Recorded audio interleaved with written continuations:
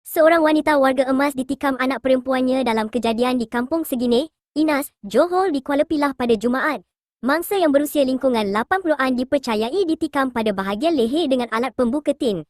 Ketua Polis Daerah Kuala Pilah, Superintenden Muhammad Mustafa Husin berkata, polis menerima maklumat kejadian daripada orang awam jam 7.08 malam. Orang awam memaklumkan satu kes pergaduhan telah berlaku di lokasi. Hasil siasatan, suspek telah menikam leher ibunya sendiri menggunakan senjata tajam yang dipercayai alat pembuka tin, katanya dalam kenyataan pada Jumaat. Menurutnya, mangsa berusia lingkungan 80-an telah dibawa ke Hospital Rembau untuk mendapatkan rawatan lanjut dan kini dilaporkan dalam keadaan stabil serta masih dalam pemantauan pihak hospital.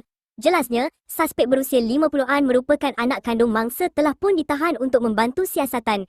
Motif kejadian masih dalam siasatan dan kemungkinan suspek mempunyai masalah kesihatan mental. Kes disiasat di bawah Seksyen 326 Kanun Keseksaan kerana dengan sengaja menyebabkan cedera parah menggunakan senjata atau benda berbahaya, katanya. Beliau berkata, orang ramai yang mempunyai sebarang maklumat berkaitan kejadian ini diminta tampil membantu siasatan dengan menghubungi Ibu Pejabat Polis Daerah Kuala Pilah di talian 06 484 2999.